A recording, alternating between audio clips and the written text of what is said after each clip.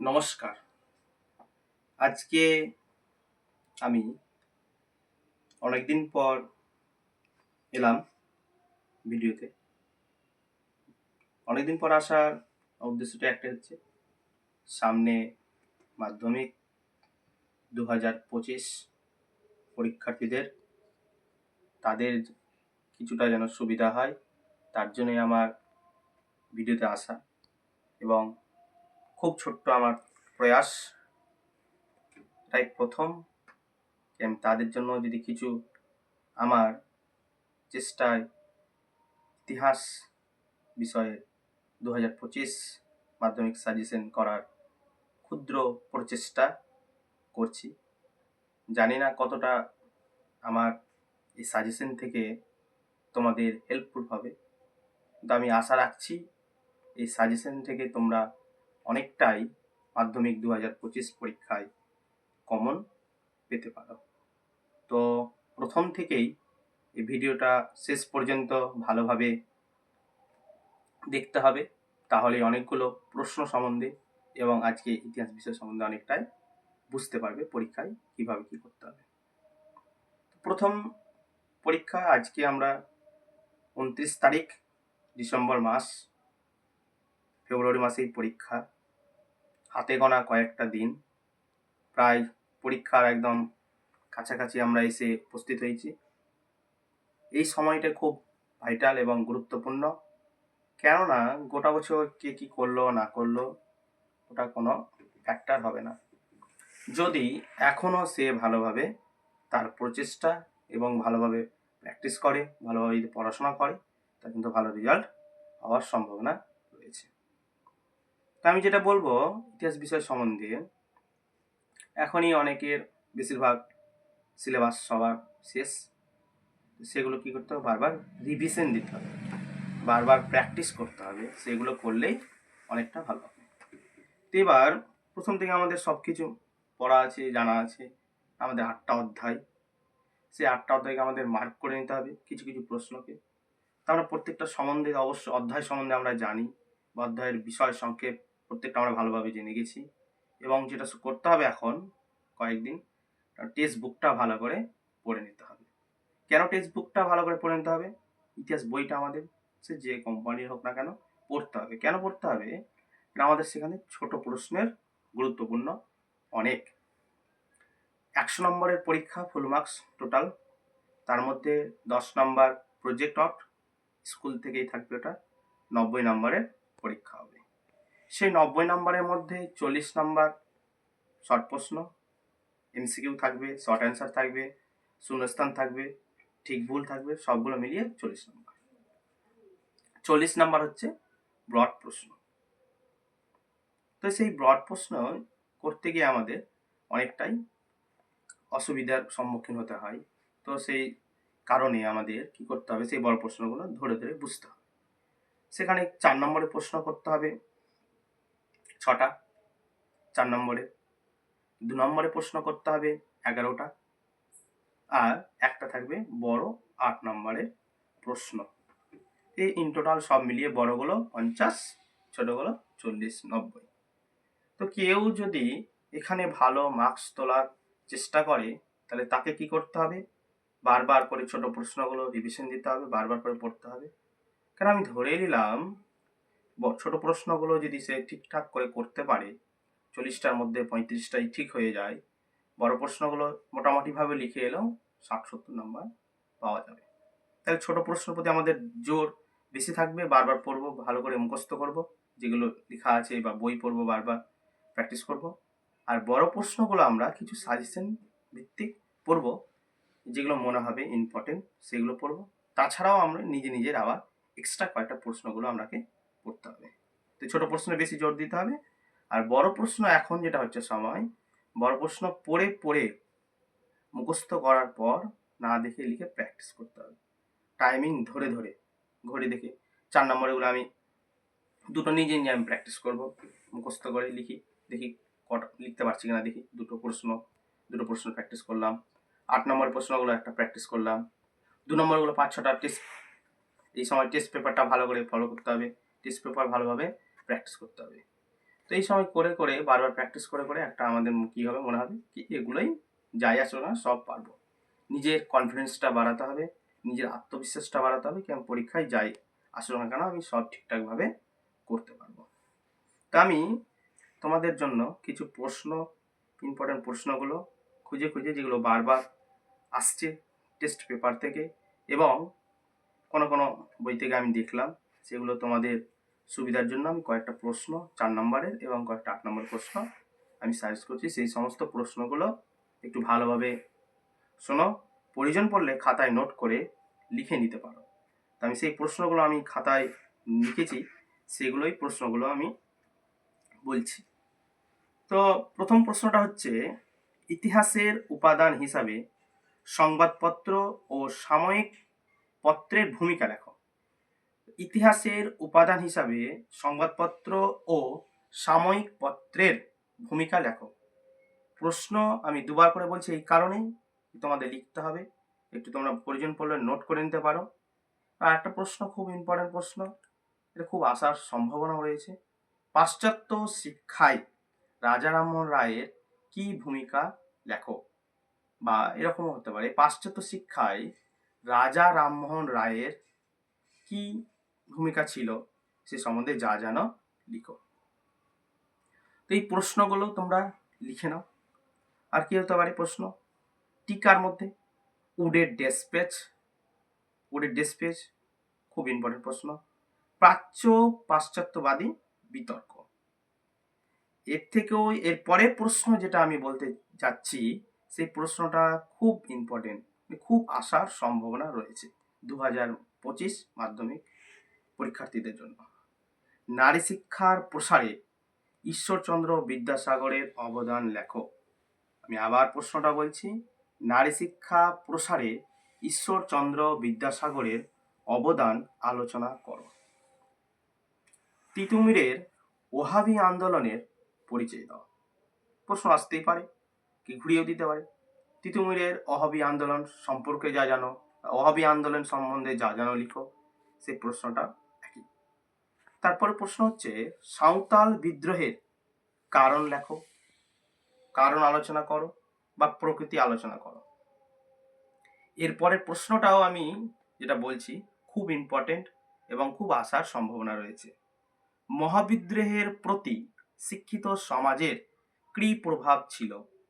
আবারও আমি বলছি প্রশ্নটা ভালো করে একটু নোট করে নাও, মহাবিদ্রোহের প্রতি শিক্ষিত সমাজের কী প্রভাব ছিল। বাংলায় বিজ্ঞান চর্চার ইতিহাসে মহেন্দ্রলাল সরকারের অবদান লেখো। বাংলায় বিজ্ঞান চর্চার ইতিহাসে মহেন্দ্রলাল সরকারের অবদান লেখো। টিকা, এখান থেকে কয়েকটা টিকা আমি বেছে নিয়েছি। সেই টিকাগুলোর মধ্যে হলো চম্পারণ সত্যাগ্রহ, প্রীতিলতা ওয়াদ্দেদার। চম্পারণ সত্যাগ্রহ, প্রীতিলতা ওয়াদ্দেদার, এই দুটো প্রশ্ন খুব ইম্পর্টেন্ট। তারপরে যে প্রশ্নটা আমার কাছে খুবই একদম খুবই খুবই আসার সম্ভাবনা মনে হচ্ছে, জুনাগড় ও হায়দ্রাবাদ রাজ্যটি কিভাবে ভারতভুক্ত হয়েছিল। আবারও বলছি প্রশ্নটা ভালো করে শুনে নাও, নোট করতে পারো।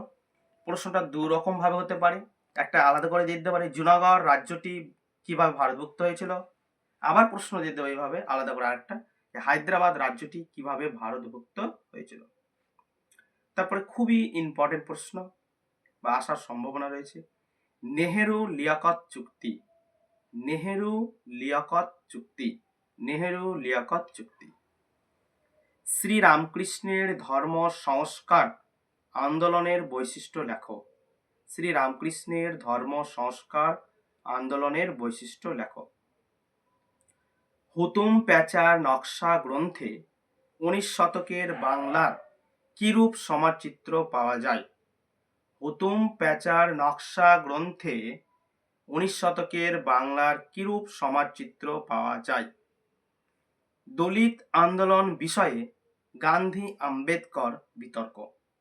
দলিত আন্দোলন বিষয়ে গান্ধী আম্বেদকর বিতর্ক।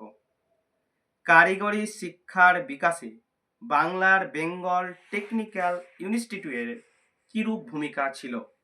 আবারও বলছি, ভালো করে শোনো। কারিগরি শিক্ষার বিকাশে বাংলার বেঙ্গল টেকনিক্যাল ইনস্টিটিউটের কি ভূমিকা ছিল? যেটা এরপরে প্রশ্নটা বলতে যাচ্ছি, খুবই ইম্পর্টেন্ট, আসার সম্ভাবনা বেশি আছে। স্বামী বিবেকানন্দের ধর্ম সংস্কারের আদর্শ ব্যাখ্যা করো। স্বামী বিবেকানন্দের ধর্ম সংস্কারের আদর্শ ব্যাখ্যা করো। হুতুম প্যাঁচা নকশা গ্রন্থে 19 শতকের বাংলার কিরূপ সমাজচিত্র পাওয়া যায়? টিকা লেখো মহারানী ঘোষণাপত্র। আবার বলছি প্রশ্নটা, টিকা লিখো মহারানী ঘোষণাপত্র। কি উদ্দেশ্যে ঔপনিবেশিক সরকার অরণ্য আইন প্রণয়ন করেন? কি উদ্দেশ্যে ঔপনিবেশিক সরকার অরণ্য আইন প্রণয়ন করেন? উদ্বাস্তু সমস্যা সমাধানে ভারত সরকার কি কি উদ্যোগ গ্রহণ করে? উদ্বাস্তু সমস্যা সমাধানে ভারত সরকার কি কি উদ্যোগ গ্রহণ করে? 1857 সালের মহাবিদ্রোহ কি সামন্ত শ্রেণীর বিদ্রোহ বলা যায়? 1857 সালের মহাবিদ্রোহকে কি সামন্ত শ্রেণীর বিদ্রোহ বলা যায়? আরেকবার বলছি, এখানে আরো কয়েকটা বিদ্রোহগুলো আছে, সেই বিদ্রোহগুলো দেখে যাও। যেমন মোপলা বিদ্রোহের কারণ আলোচনা করো, বা সাঁওতাল বিদ্রোহের কারণ আলোচনা করো। এই প্রশ্নগুলো খুব আসার সম্ভাবনা রয়েছে। এগুলো গেল 4 মার্কসের। এবার 8 মার্কসের প্রশ্নগুলো কয়েকটা আমি আলোচনা করছি, খুব মন দিয়ে শোনো এবং প্রয়োজন পড়লে নোট করে নাও। আশা করছি তোমাদের খুব সহযোগিতা হবে এবং এখান থেকে কমন পাওয়ার সম্ভাবনাও রয়েছে। বাংলায় কারিগরি শিক্ষার বিকাশের সংক্ষিপ্ত বিবরণ দাও। আবার বলছি প্রশ্নটা ভালো করে শোনো। বাংলায় কারিগরি শিক্ষার বিকাশের সংক্ষিপ্ত বিবরণ দাও। বিংশ শতকের ভারতে ঔপনিবেশ বিরোধী আন্দোলনের বামপন্থীদের ভূমিকা কিরকম ছিল?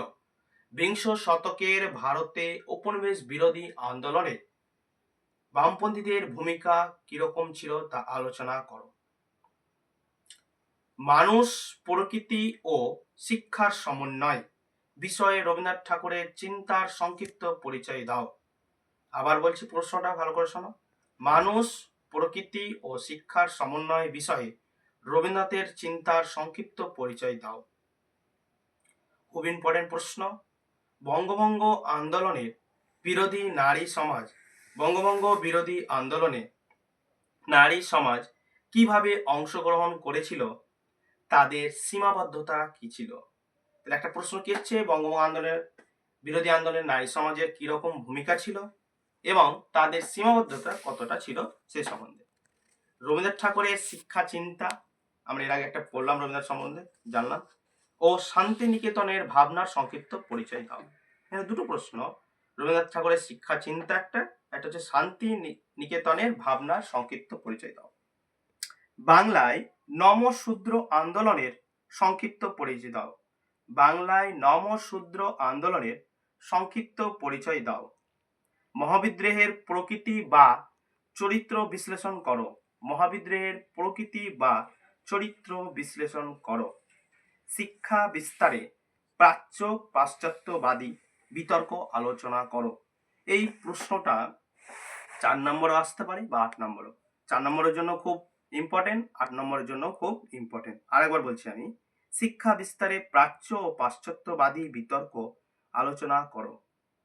সশস্ত্র বিপ্লবী আন্দোলনে নারীদের ভূমিকা আলোচনা করো। সশস্ত্র বিপ্লবী আন্দোলনে নারীদের ভূমিকা আলোচনা করো। প্রশ্নগুলো খুব আসার সম্ভাবনা রয়েছে, তোমরা নোট করেছো এবং এগুলোই প্রশ্নগুলো বারবার পড়ো, প্র্যাকটিস করো, নিজে মুখস্থ করো এবং মুখস্থ করার পর না দেখে বাড়িতেই খাতায় লিখো এবং দেখো কতটা ঠিক হচ্ছে কতটা ভুল হচ্ছে। এইভাবে ভুলগুলো নিজেদের মধ্যে শুধরে নেওয়ার চেষ্টা করো এবং প্রথম থেকে আমি যেটা বলছি তোমাদের, প্রথম থেকেই ইতিহাসে ভালো নম্বর করতে হলে ছোট প্রশ্নগুলো খুব মন দিয়ে পড়াশোনা করতে হবে, পড়তে হবে বারবার আর বুঝে বুঝে পড়তে হবে এবং সালগুলো কি করতে হবে, সালগুলো একের পর একটাকে রিলেটেড করে পড়তে হবে, তাহলে সেই সমস্ত সালগুলো মনে থাকবে, নাহলে কিন্তু আমরা ভুলে যাব। এবার কি হলো, যে সমস্ত আমাদের এখান থেকে আমাদের গ্রন্থগুলো পড়েছে, সেই সমস্ত গ্রন্থগুলো কি করতে আমাদেরকে আলাদা করে নিতে হবে, সেই সমস্ত গ্রন্থ সম্বন্ধীয় প্রশ্নগুলো আলাদা করে দিতে হবে, এবং এর অর্থ যেগুলো আছে সেই অর্থগুলো আমাদের আলাদা করে মনে রাখতে হবে বারবার পড়ে পড়ে। এইভাবে আর বিভিন্ন আন্দোলনের সম্বন্ধে, এই আন্দোলন কোথায় হয়েছিল, কেন হয়েছিল, এই আন্দোলনের নেতা কে ছিলেন, এভাবে আমরা পড়ব। আর বিভিন্ন পত্র পত্রিকার সম্পাদক যেগুলো আছে সেগুলোকে কি করবো, আমরা একদিকে সাজিয়ে নেব, সাজিয়ে আমরা নিজের মতো করে পত্র পত্রিকার নাম এবং সম্পাদকের নাম আমরা ভালোভাবে বারবার পড়ে পড়ে মুখস্থ করব। আর বইটাকে পারলে প্রত্যেকটা অধ্যায় খুঁটিয়ে খুঁটিয়ে রিডিং পড়বো, এবং নোটগুলো না দেখে লিখে প্র্যাকটিস করব। তো সকল 2025 মাধ্যমিক পরীক্ষার্থীদের শুভেচ্ছা, আন্তরিক ভালোবাসা, এবং আমার এই ছোট্ট প্রয়াস তাদের তাদের জন্য একটা ছোট্ট সাজেশন করার চেষ্টা করলাম।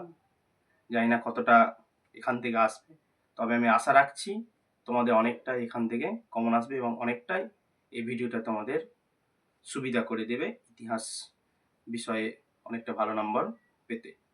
Thank you.